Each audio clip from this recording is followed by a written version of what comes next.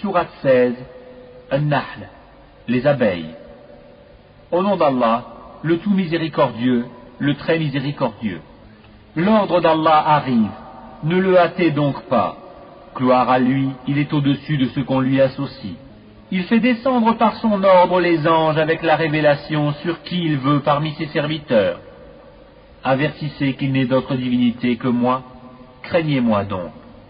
Il a créé les cieux et la terre avec juste raison. Il transcende ce qu'on lui associe. Il a créé l'homme d'une goutte de sperme, et voilà que l'homme devient un disputeur déclaré. Et les bestiaux, il les a créés pour vous.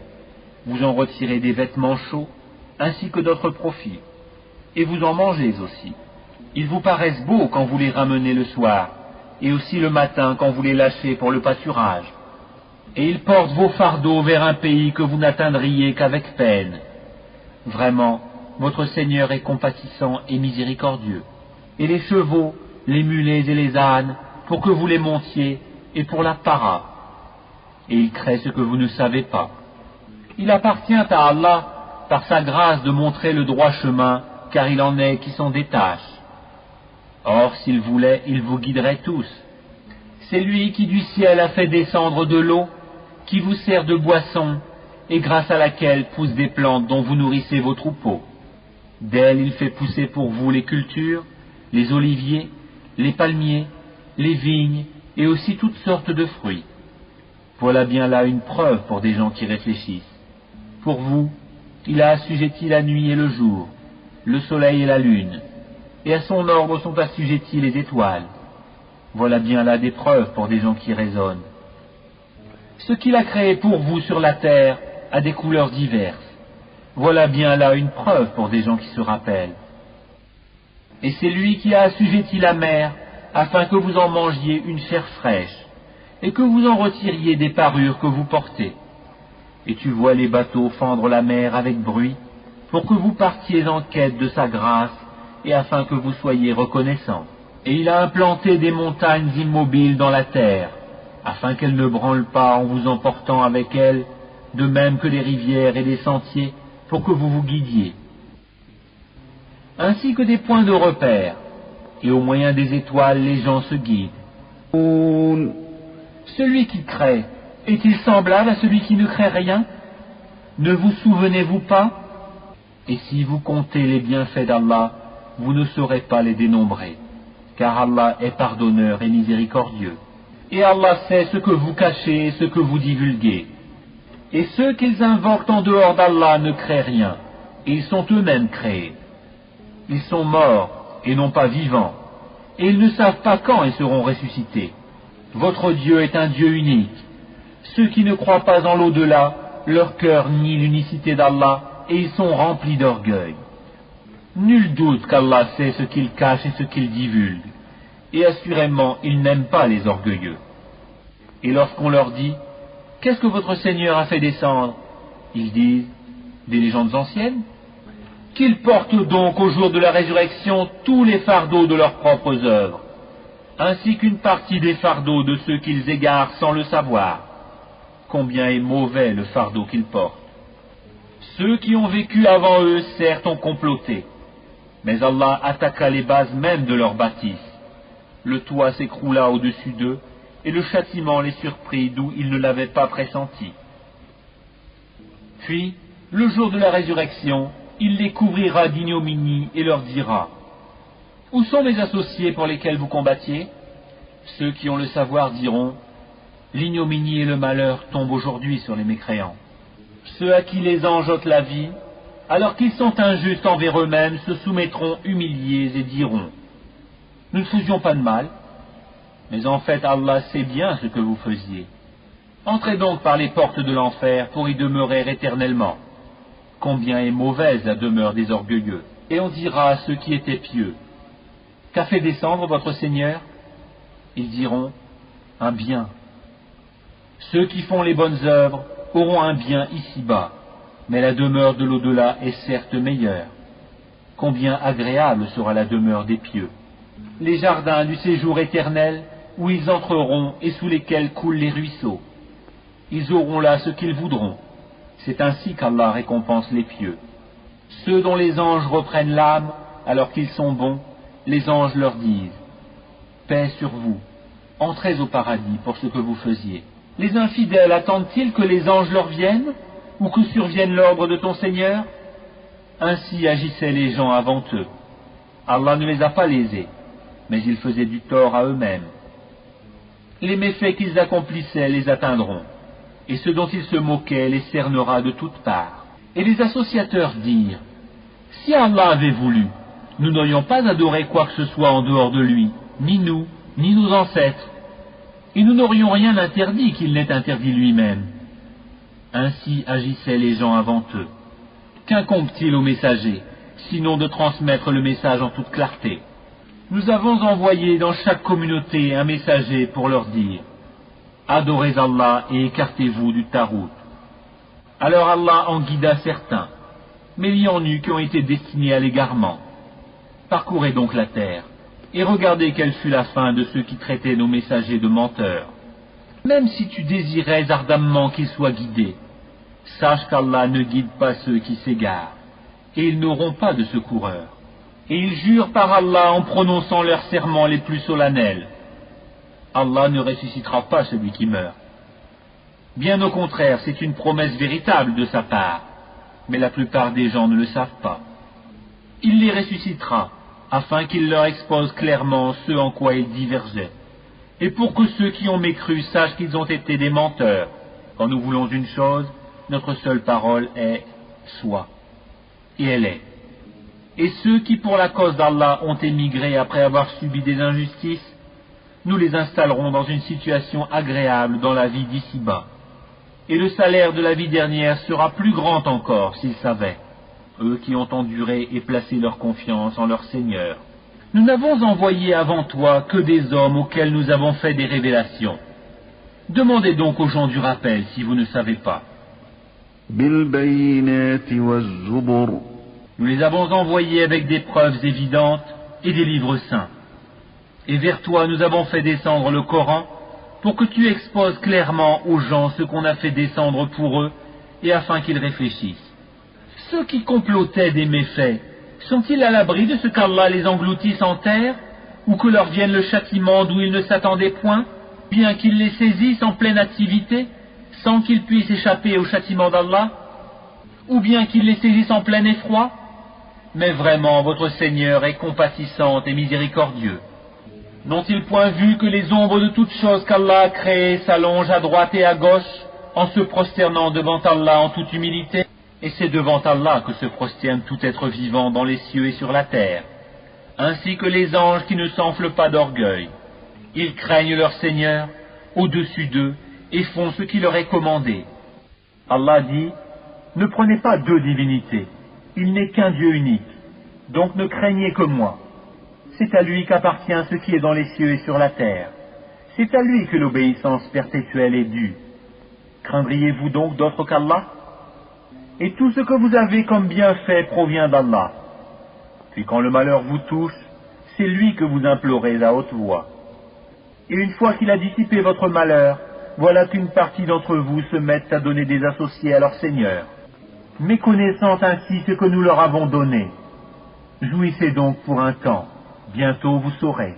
Et ils assignent une partie des biens que nous leur avons attribués à des idoles qu'ils ne connaissent pas. Par Allah, vous serez certes interrogés sur ce que vous inventez. Et ils assignent à Allah des filles, gloire et pureté à lui, et à eux-mêmes cependant ils assignent ce qu'ils désirent, des fils. Et lorsqu'on annonce à l'un d'eux une fille, son visage s'assombrit et une rage profonde l'envahit. Il se cache des gens à cause du malheur qu'on lui a annoncé. Doit-il la garder malgré la honte, ou l'enfouira-t-il dans la terre? Combien est mauvais leur jugement. C'est à ceux qui ne croient pas en l'au-delà que revient le mauvais qualificatif qu'ils ont attribué à Allah, tandis qu'à Allah seul est le qualificatif suprême, et c'est lui le Tout-Puissant, le Sage. Si Allah s'en prenait aux gens pour leurs méfaits, il ne laisserait sur cette terre aucun être vivant, mais il les renvoie jusqu'à un terme fixé.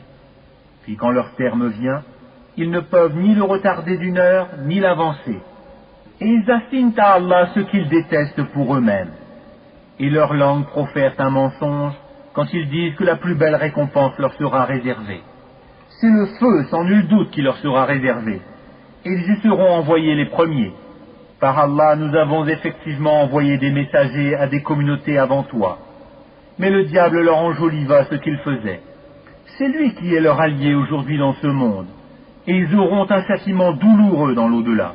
Et nous n'avons fait descendre sur toi le livre qu'afin que tu leur montres clairement le motif de leur dissension, de même qu'un guide et une miséricorde pour des gens croyants. Allah a fait descendre du ciel une eau avec laquelle il revivifie la terre après sa mort.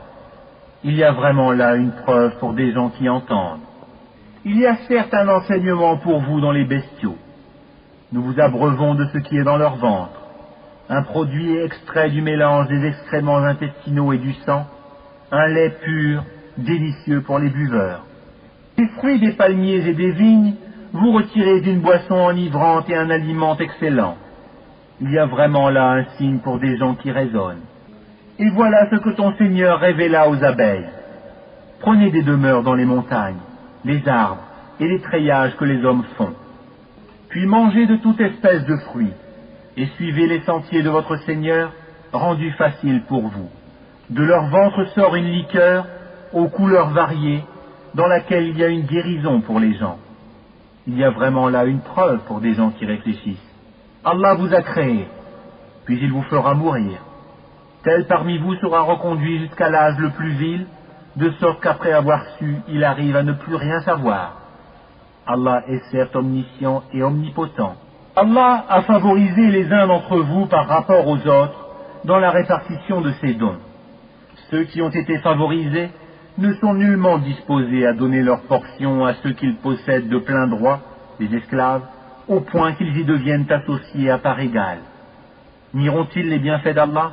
Allah vous a fait à partir de vous-même des épouses, et de vos épouses il vous a donné des enfants et des petits-enfants. Et il vous a attribué de bonnes choses. Croient-ils donc au faux et nient-ils le bienfait d'Allah? Et ils adorent en dehors d'Allah ce qui ne peut leur procurer aucune nourriture des cieux et de la terre, et qui n'est capable de rien. N'attribuez donc pas à Allah des semblables, car Allah sait, tandis que vous ne savez pas. Allah propose en parabole un homme appartenant à son maître, dépourvu de tout pouvoir, et un homme à qui nous avons accordé de notre part une bonne attribution, dont il dépense en secret et en public. Ces deux hommes sont-ils égaux? Louange à Allah, mais la plupart d'entre eux ne savent pas. Et Allah propose en parabole deux hommes. L'un d'eux est muet, dépourvu de tout pouvoir, et totalement à la charge de son maître. Quelque lieu où celui-ci l'envoie, il ne rapporte rien de bon. Serait-il l'égal de celui qui ordonne la justice et qui est sur le droit chemin? C'est à Allah qu'appartient l'inconnaissable des cieux et de la terre, et l'ordre concernant l'heure ne sera que comme un clin d'œil, ou plus, car Allah est certes omnipotent. Et Allah vous a fait sortir des ventres de vos mères, dénués de tout savoir, et vous a donné l'ouïe, les yeux et les cœurs, l'intelligence, afin que vous soyez reconnaissants. N'ont-ils pas vu les oiseaux, assujettis au vol dans l'atmosphère du ciel, sans que rien ne les retienne en dehors d'Allah? Il y a vraiment là des preuves pour les gens qui croient. Et Allah vous a fait de vos maisons une habitation, tout comme il vous a procuré des maisons faites de peaux de bêtes, que vous trouvez légères le jour où vous vous déplacez et le jour où vous vous campez. De leur laine, de leur poil et de leur crin, il vous a procuré des effets et des objets dont vous jouissez pour un certain délai. Et de ce qu'il a créé, Allah vous a procuré des ombres. Il vous a procuré des abris dans les montagnes.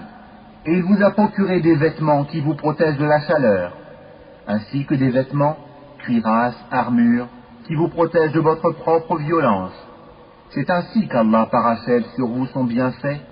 Peut-être que vous vous soumettez. S'ils se détournent, il ne t'incombe que la communication claire. Ils reconnaissent le bienfait d'Allah, puis ils le renient.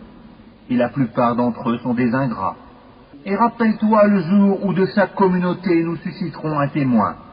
On ne permettra pas aux infidèles de s'excuser, et on ne leur demandera pas de revenir sur ce qui a provoqué la colère d'Allah. Et quand les injustes verront le châtiment, on ne leur accordera ni allègement, ni répit. Quand les associateurs verront ceux qu'ils associaient à Allah, ils diront: Ô notre Seigneur, voilà nos divinités que nous invoquions en dehors de toi. Mais leurs associés leur adresseront la parole: Vous êtes assurément des menteurs.